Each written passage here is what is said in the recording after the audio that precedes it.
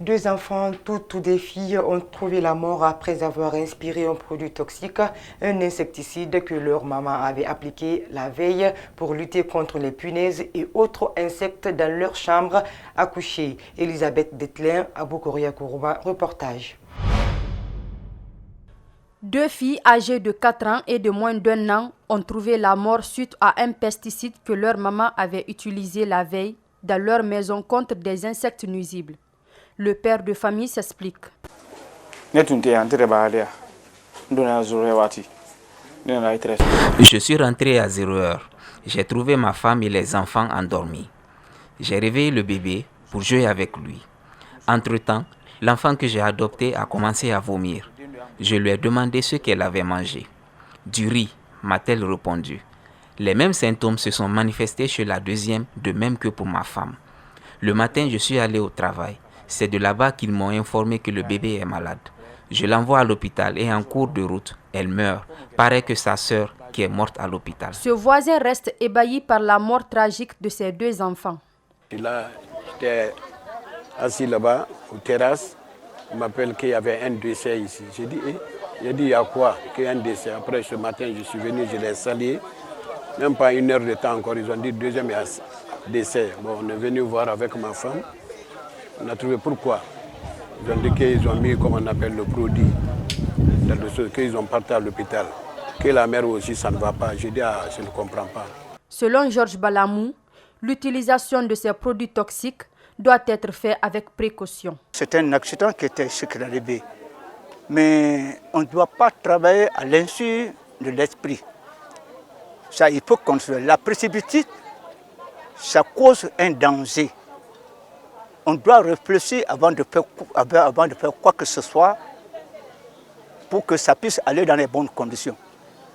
Les produits toxiques que nous payons, que les vents revendent au marché, ce qui peut tuer fourmis, ça peut tuer l'être humain. La police, quant à elle, n'a pas accepté de nous fournir d'autres informations après plusieurs tentatives. Selon certaines sources d'informations, ce pesticide, appelé autrement bombe par les vendeurs, aurait fait d'autres victimes, dont une femme et ses enfants.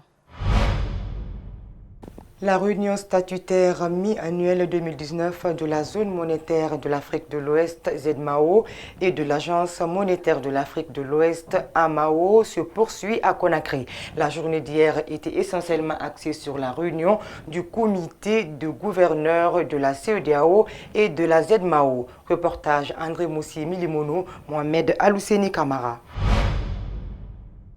Cette rencontre des gouverneurs de la CEDEAO et de la ZMAO a essentiellement porté sur le processus de mise en place de la monnaie unique. Le gouverneur, dans son allocution, estime qu'il y a eu des avancées significatives dans le processus de mise en place de la monnaie unique de la CEDEAO. En Afrique subsaharienne, la croissance économique s'est relativement améliorée pour s'établir à 3,1% en 2018, contre 2,8% en 2017. Les économies de la CEDEAO réalisent quant à elles une croissance de l'ordre de 3%, grâce notamment au redressement des grandes économies de la sous-région. L'OCENINABI a par ailleurs soutenu que la Guinée est en bonne position concernant les critères de convergence. Le gouvernement est en train de poursuivre les efforts afin que la Guinée figure parmi le premier groupe de pays à adopter la monnaie unique. Les résultats de la dernière mission de surveillance multilatérale indiquent en effet que la Guinée a respecté l'essentiel des critères de convergence, à l'exception de celui relatif aux réserves de brut de change exprimées en mois d'importation. À tour de rôle, les gouverneurs présents se sont exprimés. Le gouverneur de la Banque centrale du Nigeria estime qu'à partir de cette réunion, il est possible que les objectifs du processus de mise en place d'une monnaie unique soient atteints.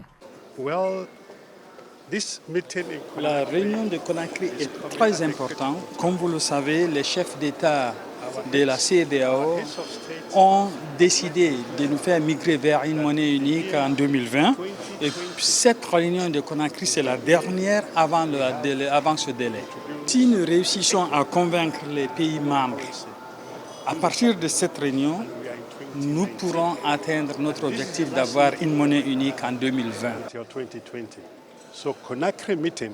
Des sous-commissions ont été constituées. Leur rencontre s'est faite à huis clos. La clôture de cette rencontre est prévue pour le vendredi 23 août à Conakry. Suite à un contrôle effectué par des cadres du ministère des Pêches et de l'Aquaculture sur des débarcadères à Bofa, des navires opérant de façon illicite ont été arraisonnés hier mercredi, un acte salué et encouragé par le président des réseaux, des organisations professionnelles et des ONG de la pêche artisanale qui dénoncent des complicités qui nuisent à la pratique de la pêche artisanale en Guinée. Une de nos équipes l'a rencontré ce jeudi, Algassimou Yaliba et Djibril Kabak Kamara. Bientôt la fin du repos biologique en Guinée. Avant la reprise des activités de pêche, les autorités du ministère des Pêches, de l'Aquaculture et de l'Économie numérique ont voulu s'assurer que la mer et ses poissons se sont réellement reposés comme cela se doit. Malheureusement, suite à un contrôle inopiné effectué à Dubreka et à Bofa, le constat révèle que des navires opéraient en toute illégalité. Ils ont été immédiatement arrêtés. Cet acteur du secteur n'est pas surpris. C'est une première et c'est salutaire. Vraiment, nous, ça nous encourage en tant que professionnels. Qu'on ait pris en flagrant délit. Je ne suis pas surpris. C'est un système qui vit, qui perdure. L'ancienne équipe vivait de ça. Je dis bien l'ancienne équipe. Ils savent, ceux qui sont limogés là-bas, ceux qui sont remerciés au niveau de la pêche, ils vivaient de ça. Connaissant mieux ce domaine, il indique que ces étrangers qui violent nos règles ont des complicités internes qui leur permettent de pêcher dans l'illégalité. Il y a une complicité interne au niveau de la pêche que les gens aient le courage de dénoncer. Tous ceux qui sont équipés là, de tout ça là, qui faisaient nuitamment des trucs, mais ce n'est que des inspecteurs, certains inspecteurs, pas tout le monde, certains inspecteurs du Centre national de surveillance. Les pêcheurs artisanaux rencontrent d'énormes difficultés dans leur activité, mais notre interlocuteur pense savoir pourquoi. Il y a un mal au niveau de la pêche artisanale. C'est la multiplication de l'effort de pêche sur nos eaux maritimes. Tant qu'on ne revient pas à cela, il y aura toujours des problèmes. Aboubakar Kaba croit fermement à la volonté des autorités du ministère des Pêches de changer positivement la pêche artisanale. Il souhaite que les efforts pour réglementer le secteur soient poursuivis.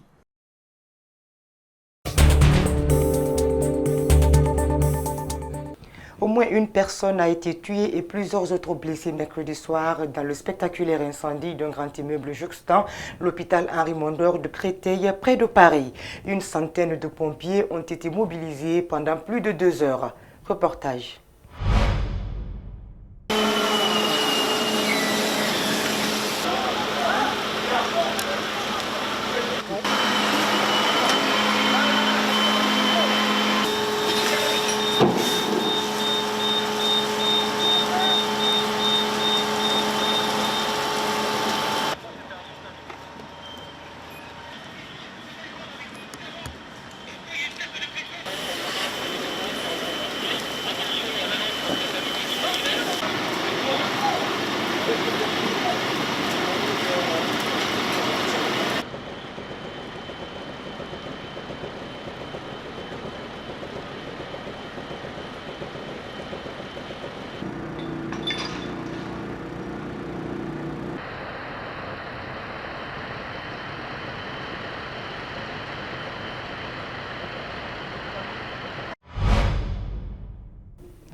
C'était tout pour cette édition. Merci à la rédaction et à l'équipe technique et à vous également qui nous suivez. Bonsoir.